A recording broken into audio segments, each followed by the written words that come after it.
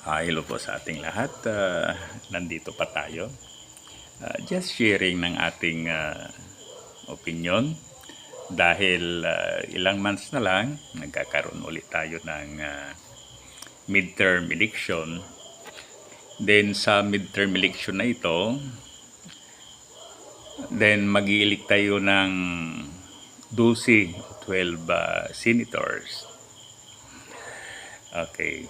Papalitan yung mga senators na mag-i-expire na yung kanilang term of office. Ngayon, sana comes this election, isipin din natin yung nangyayari sa West Philippines eh. Bilang mga Pilipino, isipin natin yan, no? Okay. Kasi talagang yung West Philippines eh, ayon sa UNCLOS, ayon sa Hague court decision, it belongs to the Philippines. Okay, kasi kinukuha ng China nga ang panayan, ano? Based doon sa sinasabi nilang 11 dash line.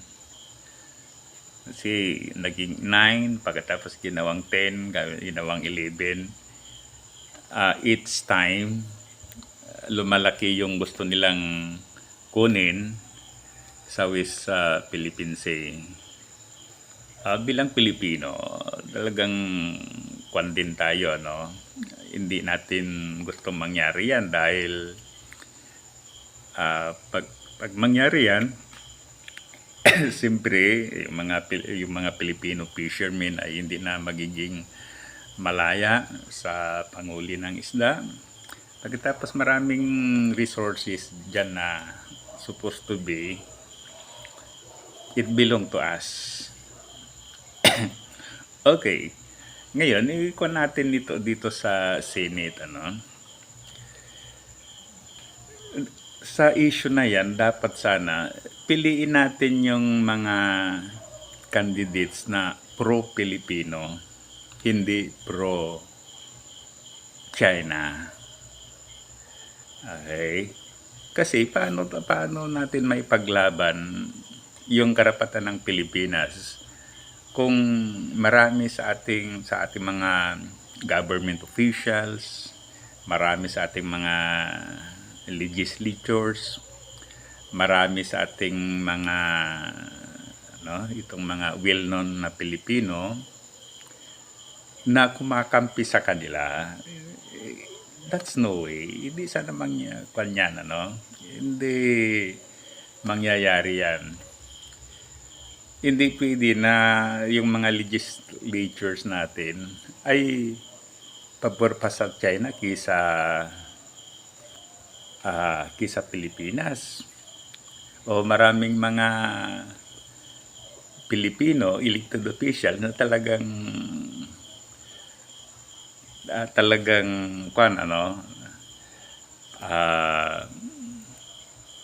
based sa kanilang sinasabi, based sa kanilang statement. So they are for China.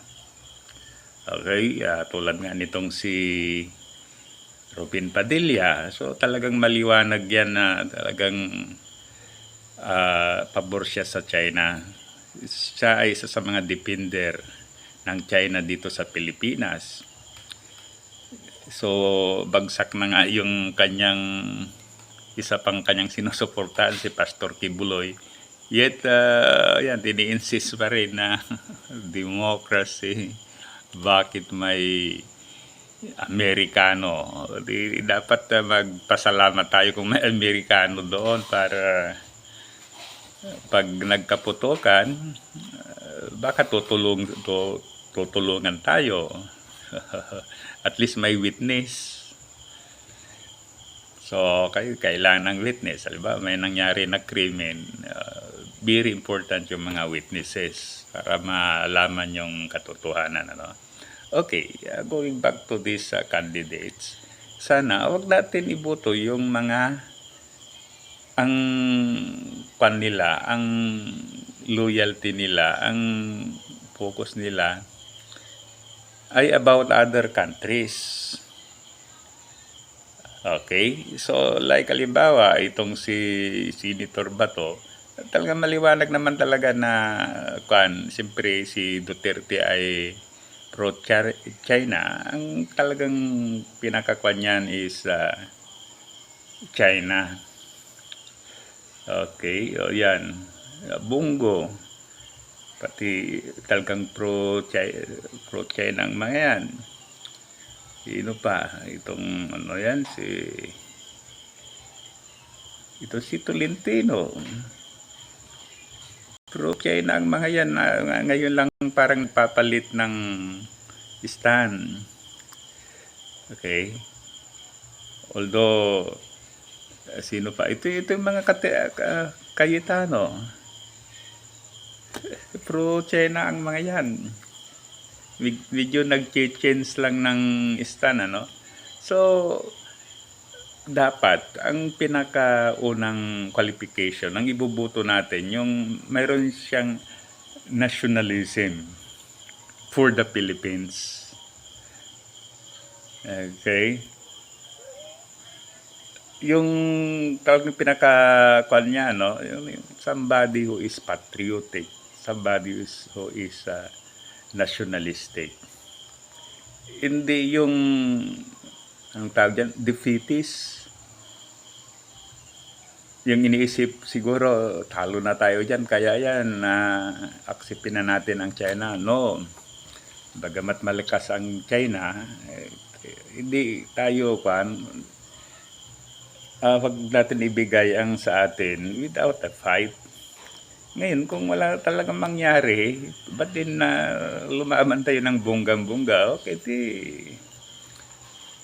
kunin nila kung ano ang pwede nilang kunin sa atin, ano? Okay. Kaya yan ang isang qualification kung ako ang boboto, ano? Wag na wag kong iboto yung mga ang kanilang loyalty, yung kanilang yung gusto ay sa ibang bansa, just like China. So, ganun din sana ang stand natin, mga kapwa Pilipino. Piliin natin yung mga candidates na nationalistic, yung patriotic, yung kanilang loyalty, yung kanilang focus of interest ay yung kabutihan ng Pilipinas. Yung ipinapagtanggol ang ating konstitusyon. Kasi sinabi sa konstitusyon natin na from Apari to Hulo, yan ay ating teritoryo. So, kasama yung body of water dyan. Ngayon, kung ibibigay na natin yan, so, itina natin ang sinusunod ang Philippine Constitution. Ngayon, halimbawa itong ano bang pangalan na? Pantaleon Alvarez yata yon, na gustong ihiwalay ang Mindanao sa Pilipinas. So, ito yung mga tao na wag nating ibuto kung sakaling papel sila ng kanilang candidacy. Okay, so beside Maka-China, yung mga may krimen, may record of corruption, record of yung mga AJK, record of pagsisinungaling, at saka iba pa, dapat wag natin silang iboto. So muli, thank you. Sana i-like at saka subscribe sa ating YouTube channel. Mabuhay tayong mga Pilipino.